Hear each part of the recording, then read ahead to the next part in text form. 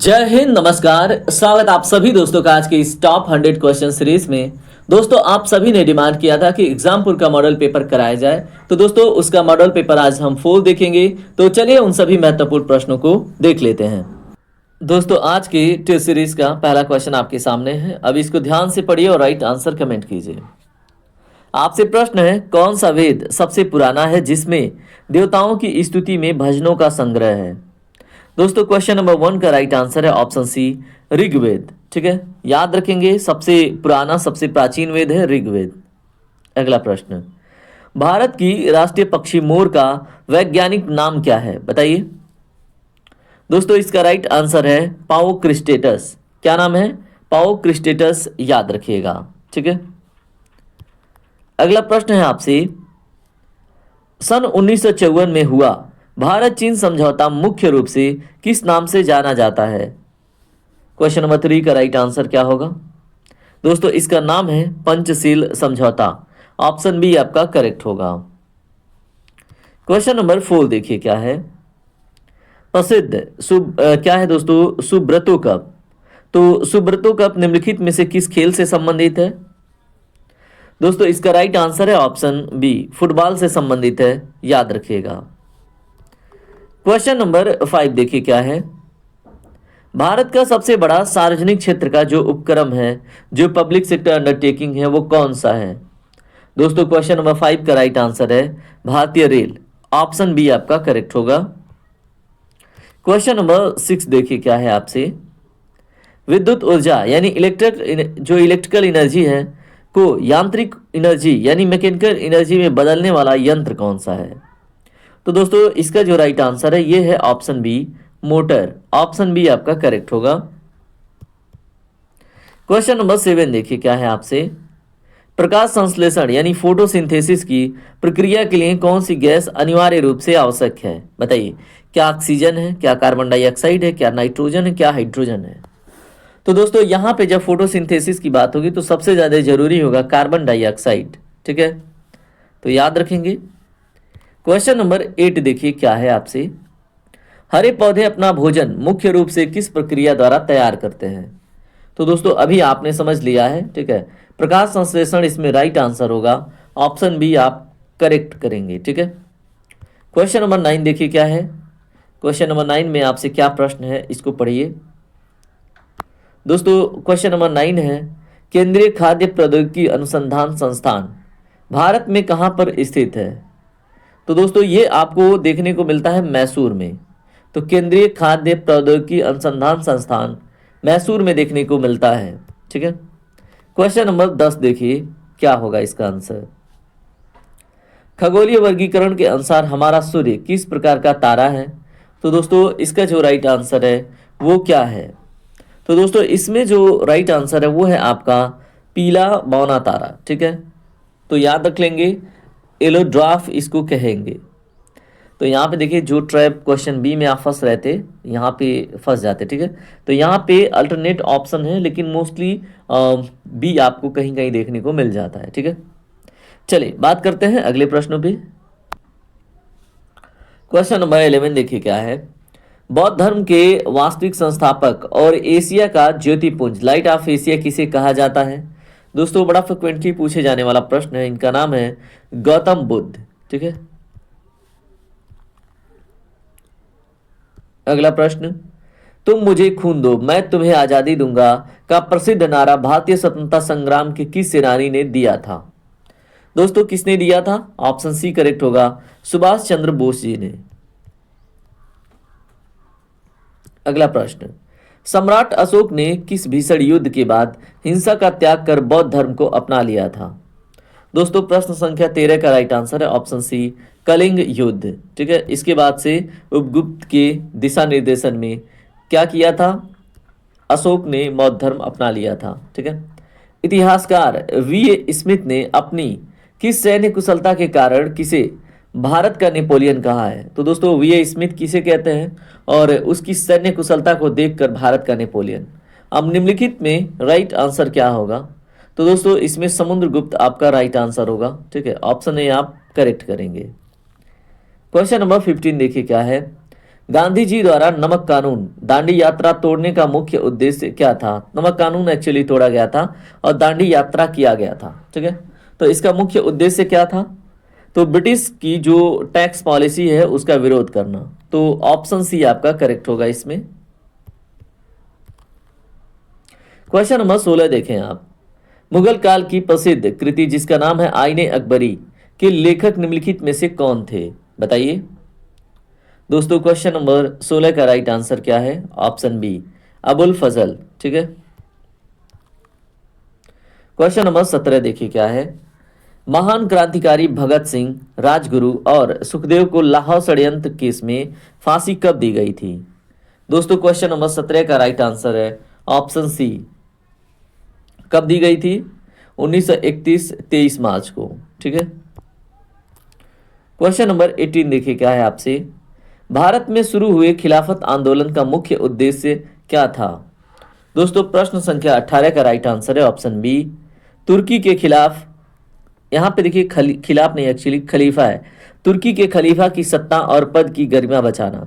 अभी देखिए हाल फिलहाल में जो ईरान के खलीफा के साथ हुआ है, ठीक है, तो वैसे ही उस समय भी सिचुएशन क्रिएट हुआ था। ठीक है, तो भारत में शुरू हुए जो खिलाफत आंदोलन था उसका मुख्य उद्देश्य क्या था?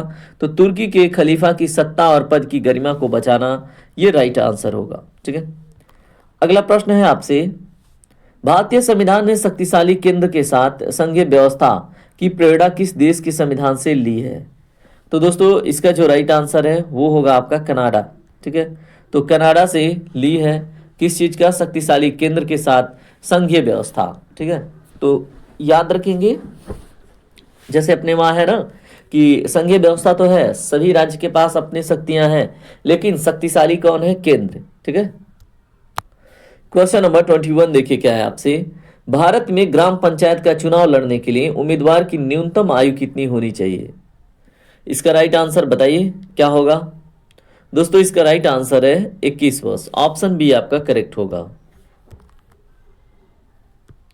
अगला प्रश्न है, भारतीय संविधान की प्रस्तावना में भारत को मुख्य रूप से किस रूप में घोषित किया गया है? बताइए।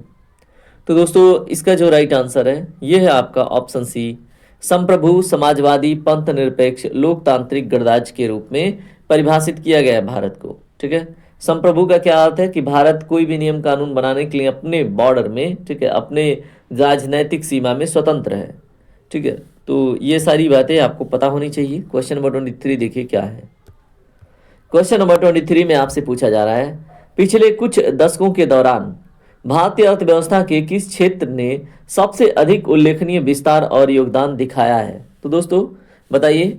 इसका राइट आंसर है तृतीय क्षेत्र। ठीक है, जो सेवा क्षेत्र है इसका कंट्रीब्यूशन अपने देश के जीडीपी में सर्वाधिक है। ठीक है, और पिछले कुछ वित्तीय वर्षों से। ठीक है, अगला प्रश्न देखिए। भारत में लागू की गई पंचवर्षीय योजनाएं मुख्य रूप से किस आर्थिक मॉडल पर आधारित थीं? इसका राइट आंसर है दोस्तों क्या होगा? मिश्रित अर्थव्यवस्था, मिक्स्ड इकोनॉमी पर आधारित थी। ठीक है, अगला प्रश्न। भारत के केंद्रीय बैंक जिसका नाम है भारतीय रिजर्व बैंक की स्थापना किस वर्ष हुई थी? दोस्तों इसका राइट आंसर होगा आपका 1 अप्रैल 1935 को, और 1 जनवरी 1949 को इसका राष्ट्रीयकरण हुआ था। देखिए ऐसे पेपर बनेंगे तो मेरिट हाई जाएगी, पहले ही बता दे रहा हूं। ठीक है, ऐसा मत सोचिए कि पेपर इजी है तो सिलेक्शन पक्का है। नहीं, पेपर इजी है तो आपको ना एक्यूरेसी मेंटेन रखना होगा, 90 प्लस जाना होगा, 85 प्लस जाना होगा। ठीक है, भारत की प्रसिद्ध शास्त्रीय नृत्य शैली कथक का मूल संबंध किस राज्य से है? दोस्तों कथक की बात करेंगे तो उत्तर प्रदेश, कथकली की बात करेंगे तो केरला, अगर भरतनाट्यम की बात करेंगे तो तमिलनाडु, कुचिपुड़ी की बात करेंगे तो आंध्र प्रदेश। ठीक है, क्वेश्चन नंबर 27 क्या है? प्राचीन भारतीय ज्ञान के स्रोत वेदास मूलतः किस भाषा में रचित हैं? दोस्तों क्वेश्चन नंबर 27 का राइट आंसर है ऑप्शन सी संस्कृत भाषा में रचित है वेदास। ठीक है, इस श्लोकों की संख्या के आधार पर भारत का सबसे बड़ा धार्मिक ग्रंथ कौन सा माना जाता है? तो दोस्तों क्वेश्चन नंबर 28 का राइट आंसर है ऑप्शन बी महाभारत। ठीक है, तो श्लोकों की संख्या के आधार पर भारत का सबसे बड़ा धार्मिक ग्रंथ है महाभारत, याद रखिएगा। भारत की मुख्य जो खरीफ फसल है वो निम्नलिखित में से कौन सी है? तो दोस्तों क्वेश्चन नंबर 29 का राइट आंसर है धान। चावल जो है भारत की मुख्य खरीफ फसल है और मुख्य रबी फसल कौन सी है? गेहूं। मिश्रित कृषि यानी मिक्स्ड फार्मिंग की मुख्य विशेषता क्या है? दोस्तों क्वेश्चन नंबर 30 का राइट आंसर है ऑप्शन सी, कई तरह की फसलें उगाना तथा साथ में पशुपालन भी करना। क्वेश्चन नंबर 31 देखिए क्या है, मात्रा और मूल्य की दृष्टि से भारत का विदेशी व्यापार फॉरेन ट्रेड सर्वाधिक किस माध्यम से होता है? क्वेश्चन नंबर 31 का राइट आंसर क्या होगा बताइए। इसका राइट आंसर है यहाँ पे समुद्री मार्ग, ऑप्शन डी आपका करेक्ट होगा। ठीक है, क्वेश्चन नंबर 32 देखिए क्या है आपसे, हाल ही में चर्चा में रहा प्रोजेक्ट कुसा निम्नलिखित में से किससे संबंधित है? बताइए। दोस्तों क्वेश्चन नंबर 32 का राइट आंसर है ऑप्शन बी, लंबी दूरी की वायु रक्षा प्रणाली से रिलेटेड है प्रोजेक्ट कुसा। ठीक है, तो यह डिफेंस सिस्टम से है, याद रखिएगा। अगला प्रश्न, वर्ष 2011 की जनगणना के अनुसार भारत की कुल जनसंख्या में जो नगरीय जनसंख्या है उसका लगभग कितना प्रतिशत योगदान है? दोस्तों क्वेश्चन नंबर 33 का राइट आंसर है ऑप्शन बी, 31.16%। ठीक है, क्वेश्चन नंबर 34 देखिए क्या है आपसे, वायुमंडल में स्थित ओजोन परत, ओजोन लेयर का मुख्य कार्य क्या है? तो दोस्तों क्या करता है ओजोन लेयर? ये सूर्य की हानिकारक जो परावैंगनिक किरणें हैं उनसे हमारी रक्षा करता है। ठीक है, क्वेश्चन नंबर 35 देखिए आपसे प्रश्न है, वनों की अंधाधुंध कटाई डिफॉरेस्टेशन जिसको कहते हैं, इसका पर्यावरण पर सबसे गंभीर प्रभाव क्या पड़ता है? दोस्तों क्वेश्चन नंबर 35 का राइट आंसर है ऑप्शन सी, जलवायु असंतुलन और ग्लोबल वार्मिंग। ठीक है, तो ये होता है इसका सबसे बुरा प्रभाव किसका? डिफॉरेस्टेशन का। अगला प्रश्न, विश्व पर्यावरण संरक्षण दिवस वर्ल्ड एनवायरनमेंट डे प्रतिवर्ष किस तिथि को मनाया जाता है? दोस्तों क्वेश्चन नंबर 36 का राइट आंसर है ऑप्शन बी, 5 जून को। ठीक है, याद रखिएगा एग्जाम में आपसे प्रश्न पूछ लिया जाएगा। अगला प्रश्न, भौगोलिक और सांख्यिकी दृष्टि से नगरीकरण का वास्तविक अर्थ क्या है? तो दोस्तों क्वेश्चन नंबर 37 का राइट आंसर है ऑप्शन बी, भौगोलिक और सांख्यिकी दृष्टि से नगरीकरण का अर्थ क्या है? ग्रामीण क्षेत्रों से शहरों की ओर पलायन और शहरों की जनसंख्या वृद्धि। ठीक है, अगला प्रश्न देखिए क्या है आपसे, निम्नलिखित में से किस तिलहन फसल की, ठीक है, या फिर क्या है ऑयल सीड क्रॉप में तेल की मात्रा का प्रतिशत सर्वाधिक होता है? तो दोस्तों क्वेश्चन नंबर 38 का राइट आंसर क्या होगा? यहाँ पे आपका जो सी सेम है, ठीक है, जिसको हम तिल कहते हैं, इसमें सर्वाधिक तेल मतलब देखने को मिलता है। ठीक है, तो ये चीज भी आपसे पूछी जा सकती है। अगला प्रश्न देखिए क्या है, पृथ्वी के भीतर अत्यधिक ताप और दाब के कारण होने वाला कायांतरण यानी कि मेटामॉर्फिज्म चट्टानों के किन गुणों को बदल देता है? तो दोस्तों क्वेश्चन नंबर 39 का राइट आंसर क्या होगा? तो दोस्तों इसमें देखिए भौतिक गुण भी बदल देता है, रासायनिक गुण भी बदल देता है। ठीक है, तो ऑप्शन सी करेक्ट होगा, दोनों का दोनों। ठीक है, क्वेश्चन नंबर 40 देखिए क्या है आपसे, पढ़िए इसको, भारत की जलवायु के अनुसार किस मौसम में उत्तर पूर्वी व्यापारिक हवाएं पूरे देश पर हावी होती हैं? बताइए। क्वेश्चन नंबर 40 का राइट आंसर है ऑप्शन डी, शीत ऋतु में। ठीक है, तो भारत की जलवायु के अनुसार शीत ऋतु के मौसम में, ठीक है, जो उत्तर पूर्वी व्यापारिक हवाएं हैं ये पूरे देश पर हावी होती हैं, याद रखेंगे। अगला प्रश्न क्या है आपसे, प्रायद्वीपीय भारत यानी कि पेनिनसुलर इंडिया, ठीक है, की जो सबसे ऊंची पर्वत चोटी है वो कौन सी है? दोस्तों 41 नंबर क्वेश्चन का राइट आंसर क्या है? इसमें आपका अगर प्रायद्वीपीय भारत में जाएंगे तो ऑप्शन ए करेक्ट होगा। इसी को आप दक्षिण भारत के रूप में भी जानते हैं, तो अनाईमुडी आपका करेक्ट जवाब होगा। जो दोदा बेट्टा है दोस्तों ये नीलगिरी पर्वत पर स्थित नीलगिरी का सबसे ऊंचा पर्वत शिखर है। ठीक है, कंचनजंगा जो संप्रभु भारत है उसका सबसे ऊंचा पर्वत चोटी है, मैं एक्सप्लेन कर चुका हूं इसके पहले वाले टेस्ट में। क्षेत्रफल की दृष्टि से भारत का सबसे बड़ा पठार कौन सा है? दोस्तों क्वेश्चन नंबर 42 का राइट आंसर है ऑप्शन बी, दक्कन का पठार। ठीक है, याद रखिएगा। चलिए बात करते हैं अगले प्रश्न पे। तो आपने देख लिया क्षेत्रफल की दृष्टि से भारत का सबसे बड़ा पठार कौन सा है। तो इसका राइट आंसर दक्कन का पठार है, याद रखेंगे। अगर आपको दक्कन का पठार नहीं पता है तो मैं यहाँ पे स्केचिंग के माध्यम से बताऊं। जैसे मान लीजिए ये हमारा दक्षिण भारत है, तो यहाँ पे जो पठार तेलंगाना, उसके बाद कुछ क्षेत्र आपका महाराष्ट्र, उसके बाद कर्नाटका का ये जो कवर करता है ना, यही है आपका दक्कन का पठार। ठीक है। क्वेश्चन नंबर 43 देखिए क्या है आपसे। भारत का प्रसिद्ध जोग जलप्रपात किस राज्य में स्थित है। तो दोस्तों क्वेश्चन नंबर 43 का राइट आंसर है कर्नाटक। ठीक है। और ये शरावती नदी पर स्थित है, ये भी आपको पता होना चाहिए। ठीक है। अगला प्रश्न देखिए क्या है। पालघाट दर्रा निम्नलिखित में से किन दो राज्यों को आपस में जोड़ता है। तो दोस्तों क्वेश्चन नंबर 44 का राइट आंसर है केरल और तमिलनाडु। ठीक है। तो ऑप्शन सी करेक्ट होगा। पालघाट दर्रा के बारे में केरल और तमिलनाडु के बीच में ये कनेक्टिंग लिंक है। ठीक है। चलिए क्वेश्चन नंबर 45 देखिए क्या है। उत्तर प्रदेश के दक्षिण भाग में सर्वाधिक मात्रा में पाए जाने वाला खनिज कौन सा है। ऐसा आपके एग्जाम में प्रश्न बने तो आपका जवाब क्या होगा। क्वेश्चन नंबर 45 का राइट आंसर है ऑप्शन सी चूना पत्थर। ठीक है। तो दक्षिण भाग में अगर हम उत्तर प्रदेश की बात करें तो चूना पत्थर वहीं पे, जैसे मान लीजिए सोनभद्र है, मिर्जापुर है, तो यहाँ पे मैंने आपको बता रखा है कि यहाँ पे सर्वाधिक चूना पत्थर पाया जाता है। ठीक है। क्वेश्चन नंबर 46 देखिए क्या है। उत्तर प्रदेश का कौन सा ऐतिहासिक जिला अपने पारंपरिक हैंडलूम उद्योग के लिए प्रसिद्ध है, वो भी विश्व प्रसिद्ध है। तो दोस्तों क्वेश्चन नंबर 46 का राइट आंसर है वाराणसी। ठीक है। तो बनारस की साड़ी वगैरह आपने बहुत सुना होगा बचपन में। ठीक है। तो यही सब कुछ चीज़ें हैं, उसके लिए फेमस है। हिंदी का जो प्रतिष्ठित दैनिक अमर उजाला समाचार पत्र है, इसका प्रकाशन किस वर्ष प्रारंभ किया गया था। तो दोस्तों बताइए अमर उजाला का प्रकाशन किस वर्ष शुरू हुआ था। इसका राइट आंसर है 1948 में। ठीक है। तो याद रखेंगे कब दोस्तों, 1948 में ये शुरू हुआ था। और आपके एग्जाम में प्रश्न बहुत लाजमी है क्योंकि उत्तर प्रदेश का बड़ा प्रसिद्ध अखबार है। ठीक है। उत्तर प्रदेश का वह प्रसिद्ध लोक नृत्य कौन सा है जो मुख्य रूप से ब्रज क्षेत्र में किया जाता है। तो दोस्तों इसका नाम क्या है बताएं, ब्रज क्षेत्र से रिलेटेड है। क्वेश्चन नंबर 48 का राइट आंसर है रासलीला। ऑप्शन सी आपका करेक्ट होगा। ठीक है। असम में बिहू देखने को मिलता है। चलिए उत्तर प्रदेश के ग्रामीण क्षेत्रों में संयुक्त परिवार प्रणाली यानी कि ज्वाइंट फैमिली सिस्टम के बने रहने का सबसे प्रमुख आधार क्या है। दोस्तों ये हो गया कुछ सामाजिक क्वेश्चन। ठीक है। तो इसमें जो है ऑप्शन बी करेक्ट होगा, कृषि व्यवस्था। ठीक है। क्वेश्चन नंबर 50 देखिए क्या है। उत्तर प्रदेश की त्रिस्तरीय पंचायती राज व्यवस्था में जो ग्राम पंचायत का निर्वाचित प्रमुख होता है वो कौन होता है।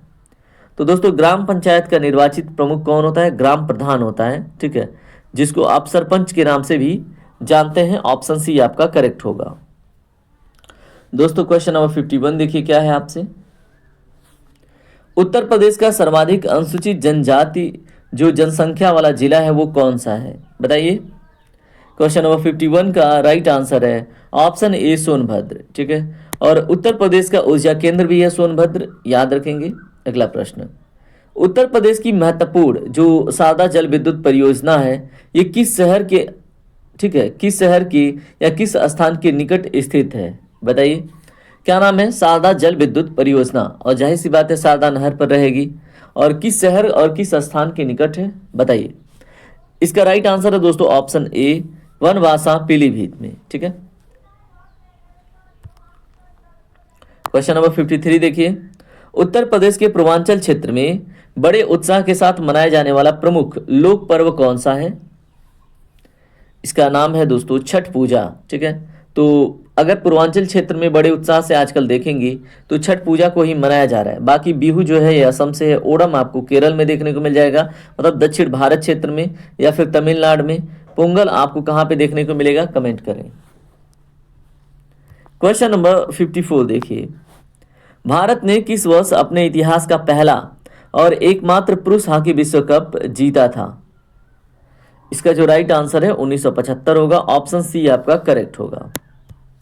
क्वेश्चन नंबर 55 देखिए क्या है।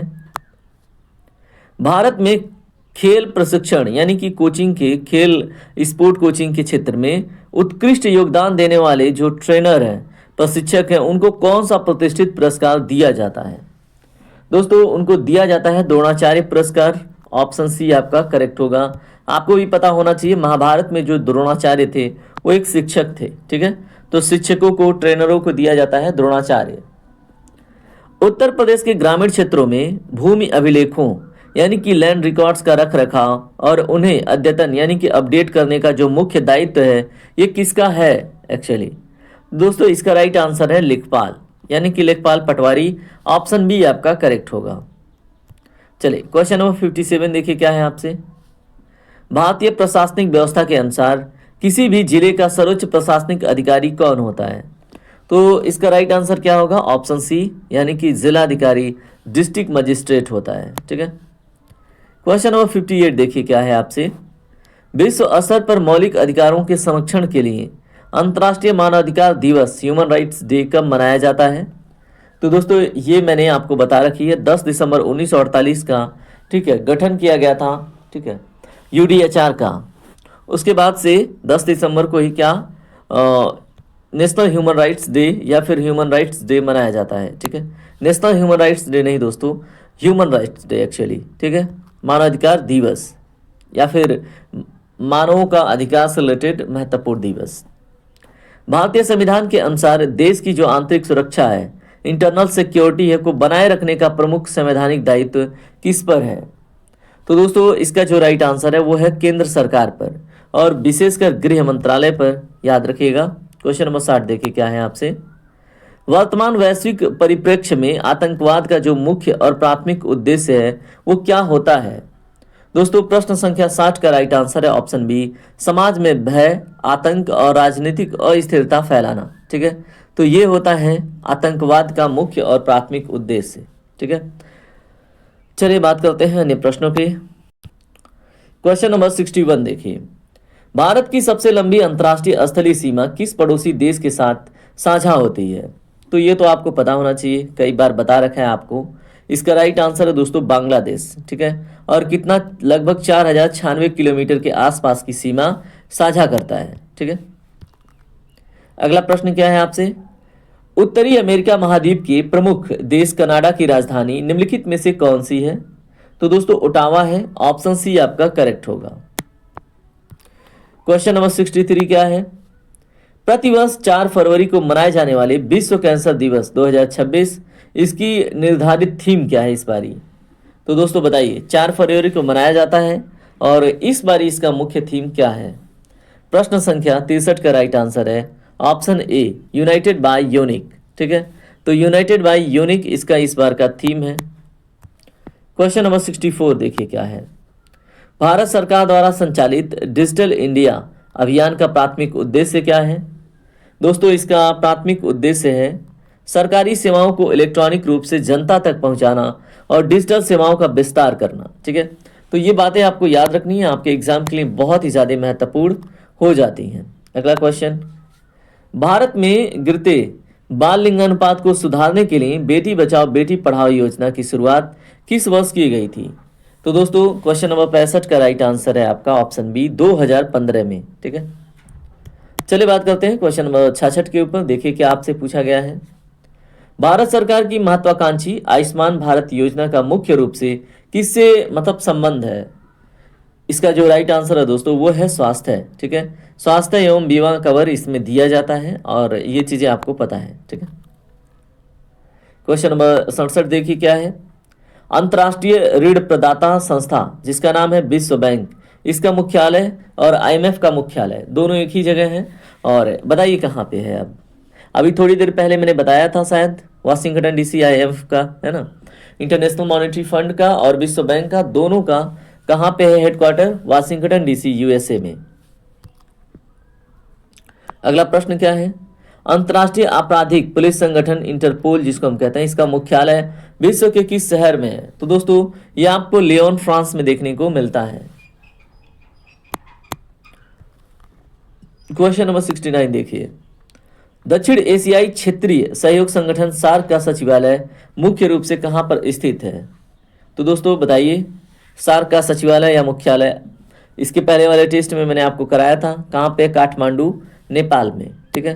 तो कुछ क्वेश्चन आपके रिवीजन के लिए भी होते हैं। अगला प्रश्न।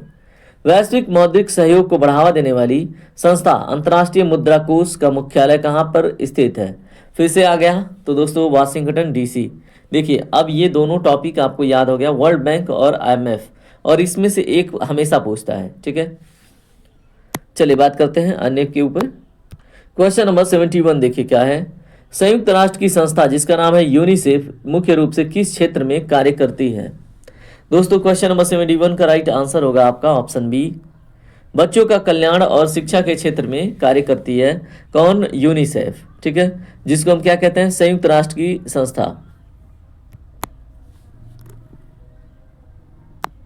अगला प्रश्न है आपसे, भारत रत्न पुरस्कार किस आधार पर प्रदान किया जाता है? तो दोस्तों इसका राइट आंसर है आपका यहाँ पे जो दिया गया है, ठीक है, जैसे मान लीजिए कला के क्षेत्र में, विज्ञान के क्षेत्र में, राजनीति के क्षेत्र में, ठीक है, तो कला, साहित्य, विज्ञान, सार्वजनिक, ये सभी के सभी।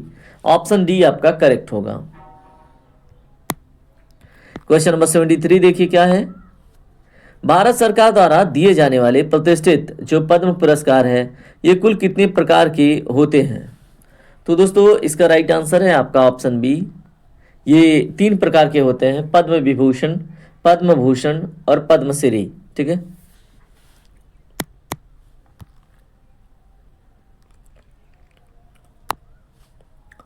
क्वेश्चन नंबर 74 देखिए, जो टका है, टका निम्नलिखित में से किस पड़ोसी देश की आधिकारिक मुद्रा है? बताइए।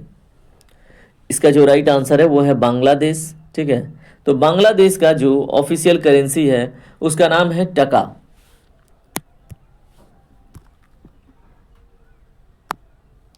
डॉक्टर सर्वपल्ली राधाकृष्णन के जन्म दिवस के उपलक्ष्य में भारत में शिक्षक दिवस कब मनाया जाता है? तो दोस्तों बताएं। इसका राइट आंसर है ऑप्शन सी, 5 सितंबर को।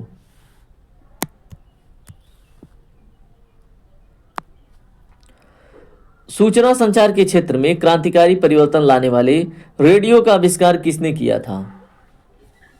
दोस्तों राइट आंसर है क्या? गुग्लिमो मार्कोनी। ऑप्शन बी आपका करेक्ट होगा। गुग्लिमो मार्कोनी ने क्या बनाया था, क्या आविष्कार किया था? रेडियो, ठीक है, जिसने क्या किया, संचार और सूचना के मैटर में क्रांति का एक तरह से कदम रखा, ठीक है। नाम क्या है इनका? गुग्लिमो मार्कोनी, ठीक है। नाम इनका देखिए कितना इंटरेस्टिंग है, गुग्लिमो। चलिए, जैसे जब आप रेडियो पहले पकड़ाते थे ना, गुलगिल ऐसे कुछ करके होता था, अब आपको नाम याद रहेगा, गुग्लिमो, ठीक है। अगला प्रश्न है, आधुनिक जीव विज्ञान में डीएनए की जो डबल हेलिक्स मॉडल है इसकी खोज का श्रेय किसे दिया जाता है? दोस्तों इसका राइट आंसर है वॉटसन और क्रिक, ठीक है, तो ऑप्शन बी आपका करेक्ट होगा। क्वेश्चन नंबर 78 क्या है? प्राचीन भारतीय सम्राट राजा हर्षवर्धन की जो प्रसिद्ध जीवनी है हर्षचरित, इसके लेखक कौन थे? दोस्तों क्वेश्चन नंबर 78 का राइट आंसर है ऑप्शन ए, बाणभट्ट, ठीक है, ऑप्शन ए आपका करेक्ट होगा। क्वेश्चन नंबर 79 देखिए क्या है? भारतीय स्वतंत्रता संग्राम पर आधारित प्रसिद्ध पुस्तक द इंडियन स्ट्रगल 1920 टू 1942 के लेखक कौन है? तो दोस्तों द इंडियन स्ट्रगल के लेखक कौन है जो 1920 से 1942 की कहानी बयां करता है? तो दोस्तों राइट आंसर है आपका सुभाष चंद्र बोस, ऑप्शन बी आपका करेक्ट होगा। हाल ही में आयोजित मिस वर्ल्ड 2025 प्रतियोगिता का खिताब किसने जीता? दोस्तों क्वेश्चन नंबर 80 का राइट आंसर है option A, Opal Suchata Chuangsri Thailand से, ठीक है। तो इन्होंने जीता है मिस वर्ल्ड 2025 का खिताब। इनका नाम क्या है? ओपल सुजाता चुआंगसरी, ठीक है। चलिए बात करते हैं अन्य प्रश्नों पे। क्वेश्चन नंबर 81 देखिए क्या आपसे, उत्तर प्रदेश सरकार द्वारा राज्य की प्रथम सौर ऊर्जा नीति किस वर्ष लागू की गई थी? दोस्तों क्वेश्चन नंबर 81 का राइट आंसर क्या होगा? इसका राइट आंसर है ऑप्शन सी, 2017 में, ठीक है। तो उत्तर प्रदेश सरकार द्वारा राज्य की प्रथम सौर ऊर्जा नीति 2017 में लागू की गई थी, याद रखिएगा। अगला प्रश्न, केंद्र सरकार की जो महत्वाकांक्षी प्रधानमंत्री जन धन योजना है इसका प्राथमिक उद्देश्य क्या है? तो दोस्तों इसका प्राथमिक उद्देश्य है वित्तीय समावेशन, जिसको हम क्या बोलते हैं? फिनेंशियल इंक्लूजन, व्यापक वित्तीय समावेशन सुनिश्चित करना। इसका प्राथमिक उद्देश्य किसका? प्रधानमंत्री जन धन योजना का। अगला प्रश्न, राजस्थान सरकार की मुख्यमंत्री ग्रामीण रोजगार गारंटी योजना है। अब यहाँ पे देखिए सबसे इंपॉर्टेंट बात, मुख्यमंत्री ग्रामीण रोजगार गारंटी योजना जिसको अब वीवी राम जी, ठीक है, मनरेगा के रूप में एक्सटेंड किया गया है। इसके तहत एक वित्तीय वर्ष में कितने दिनों की गारंटी कृत रोजगार का प्रावधान है? तो दोस्तों ये राजस्थान हुआ, उत्तर प्रदेश हुआ, ठीक है। तो बताइए अब यहाँ पे कितने दिन का रोजगार मिलेगा? राइट आंसर है ऑप्शन डी 125 दिन का, ठीक है। क्वेश्चन नंबर 84 देखिए क्या है आपसे। आयुष्मान भारत प्रधानमंत्री जन आरोग्य योजना के अंतर्गत पात्र परिवारों को प्रतिवर्ष कितने रुपए तक का स्वास्थ्य बीमा कवर मिलता है? तो दोस्तों क्वेश्चन नंबर 84 का राइट आंसर है ऑप्शन सी 5 लाख रुपए का।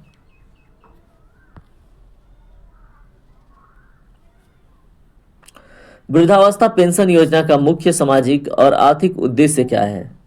दोस्तों क्वेश्चन नंबर 85 का राइट आंसर है ऑप्शन सी निराश्रित बुजुर्गों को गरिमापूर्ण जीवन देना, ठीक है, और उनकी आर्थिक सहायता प्रदान करना, ठीक है।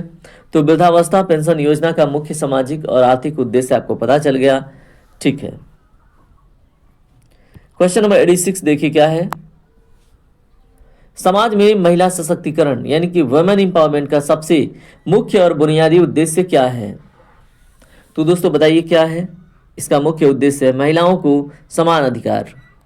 तो ऑप्शन बी आपका करेक्ट होगा, महिलाओं को सामाजिक, आर्थिक और राजनीतिक क्षेत्र में समान अधिकार और अवसर देना, ठीक है। क्वेश्चन नंबर 87 देखिए क्या है। वर्ष 2020 में शुरू किए गए आत्मनिर्भर भारत अभियान का मुख्य आर्थिक उद्देश्य क्या है?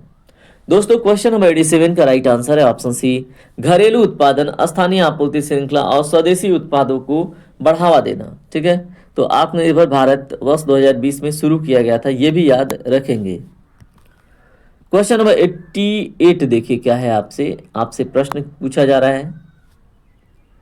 पृथ्वी की सतह पर अचानक आने वाले भूकंप यानी अर्थक्वेक का सबसे प्रमुख प्राकृतिक कारण है क्या? तो दोस्तों सबसे प्रमुख पूछा गया है, राइट आंसर है ऑप्शन सी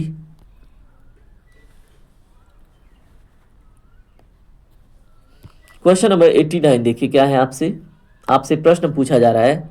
अंतर्राष्ट्रीय स्तर पर आयोजित होने वाला G20 शिखर सम्मेलन मुख्य रूप से किससे संबंधित है?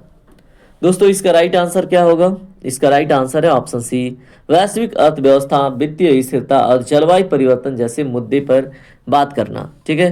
तो अंतर्राष्ट्रीय स्तर पर आयोजित होने वाला G20 शिखर सम्मेलन का मुख्य रूप से मतलब किससे संबंध है इसका आपने देख लिया।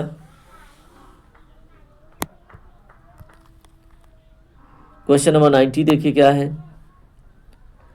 प्रतिवर्ष आयोजित होने वाले कॉप यानी कॉन्फ्रेंस ऑफ द पार्टीज सम्मेलन का प्राथमिक संबंध किससे है? दोस्तों क्वेश्चन नंबर 90 का राइट आंसर है जलवायु परिवर्तन यानी कि ऑप्शन बी करेक्ट होगा, ठीक है।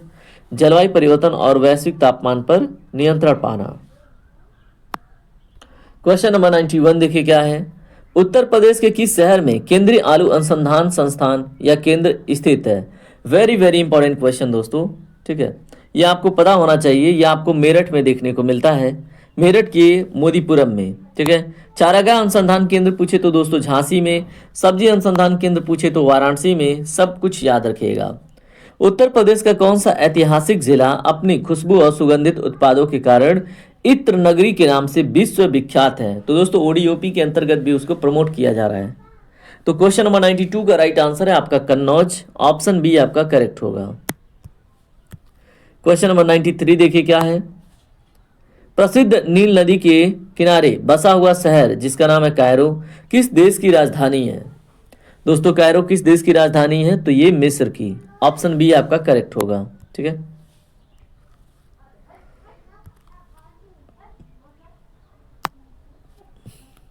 फरवरी 2026 में संपन्न हुए सत्र के दौरान अंतर्राष्ट्रीय सौर गठबंधन का पुनः अध्यक्ष किसे चुना गया है? तो दोस्तों बताइए इंटरनेशनल सोलर अलायंस के पुनः अध्यक्ष कौन चुने गए हैं? राइट आंसर है भारत, ठीक है। भारत को ही अध्यक्ष चुना गया है। भारत में ही इसका गुरुग्राम में हेडक्वार्टर भी देखने को मिलता है। अगला प्रश्न, फील्ड मार्शल के.एम. करियप्पा द्वारा भारतीय सेना की कमान संभालने की याद में प्रतिवर्ष भारतीय थल सेना दिवस कब मनाया जाता है? तो दोस्तों फील्ड मार्शल के.एम. करियप्पा के नाम पे सोचिए, भारतीय थल सेना दिवस भी मनाया जा रहा है? इसका राइट आंसर है आपका 15 जनवरी। क्वेश्चन नंबर 96 देखें आप। नवाचार और तकनीकी को बढ़ावा देने के लिए भारत का पहला डिजिटल विश्वविद्यालय किस राज्य में स्थापित किया गया है? दोस्तों क्वेश्चन नंबर 96 का राइट आंसर क्या होगा? केरल। ठीक है, तो नवाचार और तकनीकी को बढ़ावा देने के लिए भारत का पहला डिजिटल विश्वविद्यालय है ये, तो केरल में है, याद रखिएगा। ठीक है, भारत सरकार द्वारा संचालित मेक इन इंडिया अभियान का प्राथमिक और मुख्य उद्देश्य क्या है? दोस्तों क्वेश्चन नंबर 97 का right answer option C, Bharat को एक वैश्विक विनिर्माण केंद्र बनाना। ठीक है,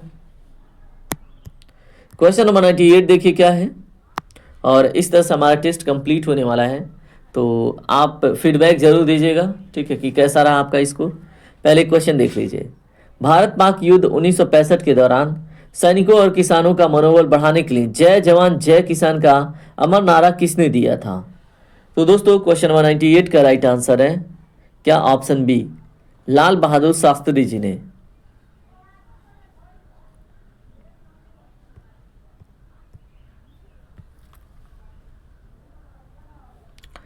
क्वेश्चन नंबर 99 देखिए क्या है। भारतीय लोकतांत्रिक व्यवस्था में संविधान का जो अंतिम रक्षक और व्याख्याकार होता है वो किसे माना जाता है? तो दोस्तों जिसको मास्टर ऑफ द रोस्टर भी कहते हैं। ठीक है, तो क्वेश्चन नंबर 99 का राइट आंसर है ऑप्शन सी, सर्वोच्च न्यायालय। ठीक है,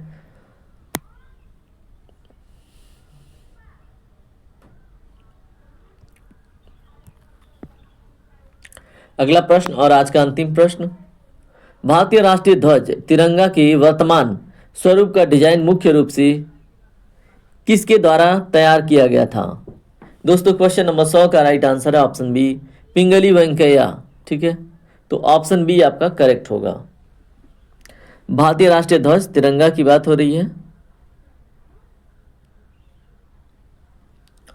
तो इस तरह से आपने पिंगली वेंकैया को भी देख लिया और हमारे 100 क्वेश्चन भी कंप्लीट हो गए। तो आप फीडबैक दीजिए आपके कितने स्कोर हुए।